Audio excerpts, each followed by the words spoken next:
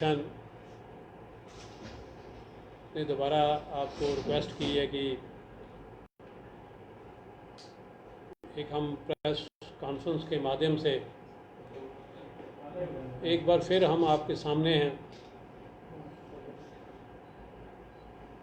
आए दिन आज आप सुन रहे हैं कि काफ़ी सारी ये जो महामारी है ये बहुत सारी फैल चुकी है और आए दिन रोज़ सुनने को आता है कि आज 40 लोग, 60 लोग, 50 लोग, 70 लोग जो हैं हमारी यूटी में अपनी जान गंवा रहे हैं। तो सबसे पहले कि हम अपने हृदय की गहराइयों से उन लोगों के प्रति और उन लोगों के परिवार के प्रति संवेदना प्रकट करते हैं। और दूसरा, इस महामारी के दौर में जहां आज हमारा प्रशासन जो है अपने तौर पे काफ़ी सारा सतर्क है, तो फिर भी कहीं ना कहीं कोई ना कोई चूक जो है वो रह रही है, जिससे कि ये काफ़ी सारी जानें जा रही हैं। दूसरा ये है कि आज जैसे कि एलजी साहब ने एक नई अनाउंसमेंट की है कि कोई सक्षम करके कोई उन्होंने स्कीम निकाली है कि जो लोग अपना ब्रेड बटर जो है वो कोविड की वजह से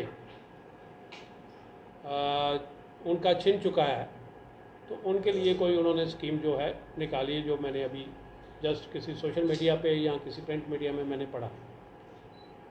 तो एक चीज़ हम बड़े खुलेआम तरीके से ये कहना चाहते हैं एलजी साहब को और उनकी एडमिनिस्ट्रेशन को कि कोविड की वजह से जिनका ब्रेड बटर गया है, ये आप उनके बारे में सोच रहे, बहुत बढ़िया बात है, ये काबिल तारीफ़ है। लेकिन जिन लोगों की रोटी रोज़ी गवर्नमेंट की वजह से गई, गवर्नमेंट की गलत नीतियों की वजह से गई, उनके बारे में आपने क्या सोचा? क्योंकि पिछले दिनों हमने इनको कहा था कि हमारे जो लाइसेंस सिस्टम है इसको रिस्टोर कीजिए, क्योंकि हमारे पास समय नहीं था अपना बिज़नेस को वाइंड अप करने में, और उसकी वजह से हमारे फाइनेंशियल लॉसेस जो हैं वो बहुत सारे हो रहे हैं। बैंक जो हैं लोगों के पीछे पड़े हैं, तो लिहाजा उनके बारे में सोचना चाहिए। जो हमारी 208 फैमिलीज़ हैं, यानी कि 208 लाइसेंसी हैं जिनके साथ कनेक्टेड जो डायरेक्टली इनडायरेक्टली लोग हैं, वो करीबन 10,000 से अबव हो रहे हैं, 20 के करीब जा रहे हैं। तो हर आदमी परेशान है। तो एक ये प्रेस कॉन्फ्रेंस करने का आज एक ये था कि एक आप सुन रहे हैं कि आए दिनों जो बाहर की शराब है वो धड़ल्ले से यहाँ बिक रही। तो मैं आपको ये याद दिलाना चाहता हूँ और गवर्नमेंट को भी याद दिलाना चाहता हूँ कि पिछले वर्ष जब ये कोविड आया तो उस वक्त के ऑफिसर जो थे, मैंने पहले भी अपने एक इंटरव्यू में कहा है कि वो इतना अपने आप को इतनी हाइप क्रिएट कर रहे थे कि जो कर रहा हूँ मैं ठीक कर रहा हूँ, लेकिन वो गवर्नमेंट की आंखों में भी धूल झोंक रहे थे और लोगों की आंखों में भी धूल झोंक रहे थे। और इतनी धड़ल्ले से शराब उस वक्त पंजाब की बिकी। और मैंने पिछले इंटरव्यू में भी कहा और हम सब ने ये इसको अप्रिशिएट भी किया, जो हमारी पुलिस है जो इसके लिए काम कर रही है। तो मैं पिछले दिनों बाहर गया हुआ था, तो रास्ते में मैंने देखे कि कई 100 नाके जो हैं वो लगे हुए हैं। लोग एक एक जगह पे गाड़ी खड़ी करके चेक हो रही है, क्योंकि वो चेक करना चाहते हैं कि कहीं बाहर की शराब ना आए। लेकिन उसके बावजूद पकड़ी बहुत सी गई, और उस जितनी पकड़ी गई उससे कई गुना ज़्यादा जो है वो हमारी यूटी में दाखिल हुई और आज भी हो रही है। और ये हमें कहने में कोई हिच नहीं है कि ये जो पॉलिसी आई है ये आने वाले दिनों में और बहुत सारी ये चीज़ें होने वाली हैं। और इस कदर आप देख रहे हैं कि गुंडागर्दी जो है कितनी फैल रही है। कल भी एक मैंने एक किसी मीडिया पे, सोशल मीडिया पे रात को सुना कि किसी ने वाइन शॉप खोलने की कोशिश की है और किसी ने ऑब्जेक्ट किया है, और जो सरकार है उन्होंने उनको एनओसी दिया है। लेकिन किस बिना पे एनओसी दिया? जब हमारे से एनओसी लिए जाते थे, हमें दिए जाते थे, तो काफ़ी सारे पैरामीटर को क्रॉस करते हुए लिए जाते थे, क्योंकि लोकल लोगों के सेंटीमेंट भी हैं, वो वहाँ पे देखने हैं जहाँ पे उनकी वहाँ के एरिया में दुकान खुलने जा रही। तो लिहाजा मैं ज़्यादा कुछ ना कहूँ, एक तो मैं हमारी ये गुहार है कि हमारे जो लाइसेंस हैं वो रिस्टोर किए जाएं, और या नहीं तो कोई ना कोई जो रिहैबिलिटेट करने की कोई पॉलिसी हमारे लिए लाई जाए, ताकि हमारे ऊपर जो कर्ज हैं, हमारे बच्चे पढ़े लिखे हैं और जो कि काफ़ी हाई क्वालिफिकेशन जो है उनके पास है, तो ये गवर्नमेंट ये चीज़ें नहीं करनी चाहिए उसको, कि एक आदमी को अनएम्प्लॉयमेंट जो है वो बढ़ी है, इससे कम नहीं हुई, आपने किसी को एम्प्लॉयमेंट नहीं दी। तो लिहाजा ये हमारी रिक्वेस्ट है। आगे आपको दिग्विजय जी पूरे विस्तार से बताएंगे कि क्या है ये जो सारा सिस्टम। देखिए, हमने शुरू से ही कहा था जब सरकार ने 2021-2022 की एक्साइज पॉलिसी जब दी, तो हमने उसी वक्त कहा था कि ये पॉलिसी में बहुत लकूना है, ये पॉलिसी कामयाब होने के चांसेस बहुत कम हैं। और ये भी कहा था हमने कि इस पॉलिसी के तहत, ऑक्शन पॉलिसी के तहत, बाहर के जो यूपी, पंजाब या दिल्ली की जो लिकर माफिया है, उसको कहीं ना कहीं जम्मू में एंटर करने का एक आप रास्ता खोल रहे हैं, एक विंडो दे रहे हैं। लेकिन सरकार ने उस वक्त हमारी बात पे ध्यान नहीं दिया, लेकिन आज वो हमारी बात बिल्कुल सच साबित हो रही है। आप देख रहे हैं कि ये जो ऑक्शन हुई उसमें 130-135 के करीब लाइसेंस हैं जो यूपी और पंजाब के लोगों ने लिए हैं थ्रू प्रॉक्सी। जम्मू के लोगों को डोमिसाइल इस्तेमाल करके उनके नाम पे उन्होंने लाइसेंस लिए हैं, और उनकी इस ट्रेड में आने की वजह से आप देख रहे हैं कि रोज़ कहीं ना कहीं पंजाब की और हरियाणा की शराब पकड़ी जा रही है। और मैं ये दावे से आपसे कह सकता हूँ, हमारे जो सोर्सेज हैं उनसे पता चल रहा है कि ये जो शराब बताई जा रही है कि पकड़ी जा रही है, इससे कई गुना ज़्यादा शराब जो जम्मू कश्मीर में पंजाब से और यूपी से एंटर कर गई हुई है और बिक रही है, और औने पौने दामों में बिक रही है। पिछले कोविड के समय में भी और आज भी देखिए, जम्मू कश्मीर में बनी हुई कोई भी शराब अभी तक पकड़ी नहीं जा रही है। जो शराब पकड़ी जा रही है वो पंजाब हरियाणा से आ रही है। उसका कारण यही है, ये जो पंजाब और यूपी के जो लीकर माफिया है, उनको जो आपने ऑक्शन पॉलिसी की वजह से एक विंडो दी है जम्मू कश्मीर में एंटर करने की, ये उसका नतीजा है।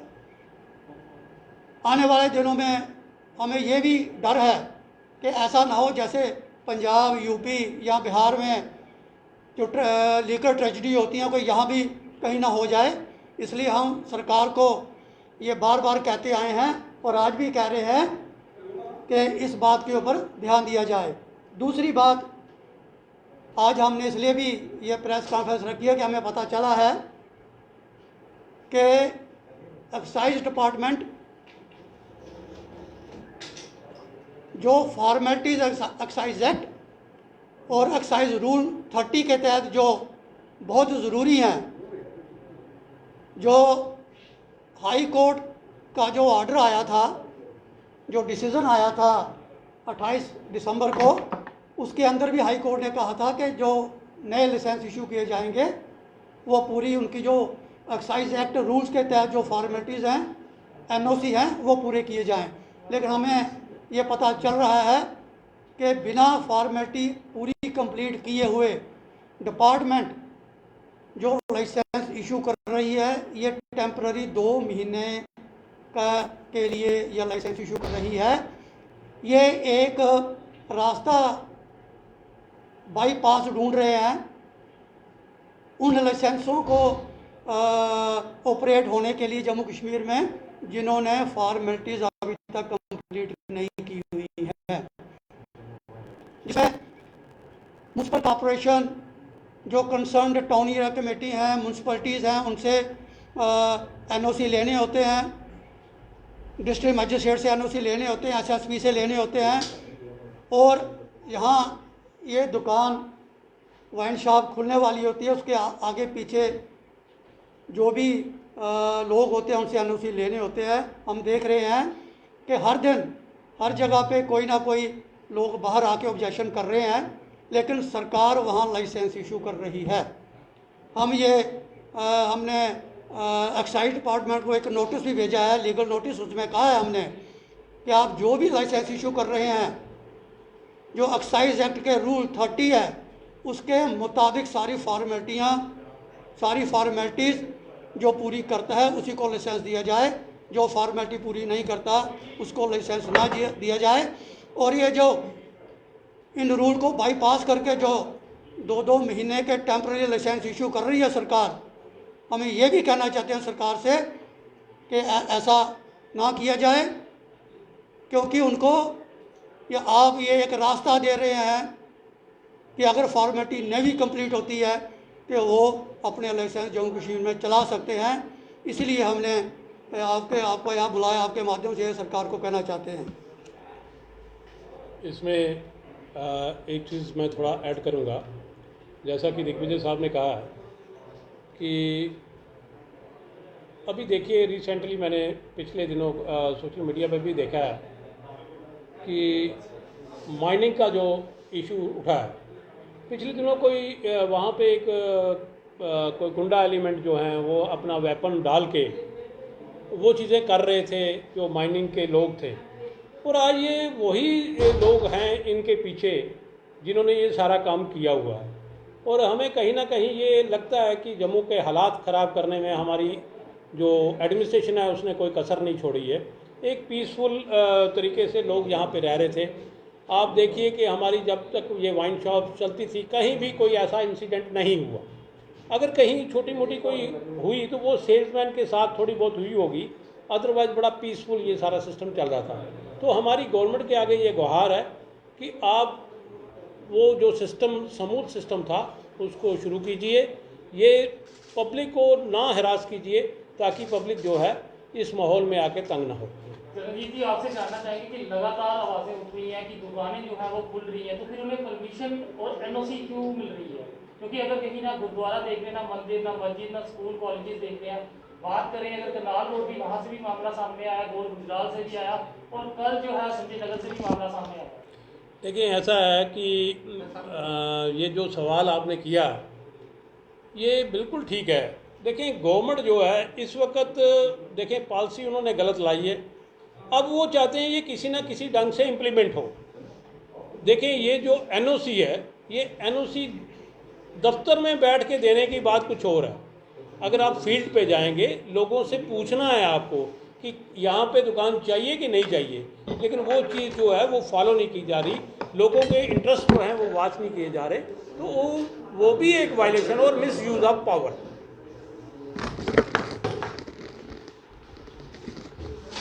तो देख सकते हैं आज वाइन शॉप ट्रेडर एसोसिएशन की तरफ से यहाँ एक प्रेस वार्ता की गई जिसमें कई सवाल उठाए गए, क्योंकि लगातार कुछ समय से बातें सामने आ रही थी कि दुकानें जो है वो खुल रही हैं और एनओसी उन्हें कि कहाँ से मिली है ये भी जांचा जाएगा, जिसके चलते आज अहम प्रेस वार्ता की गई है।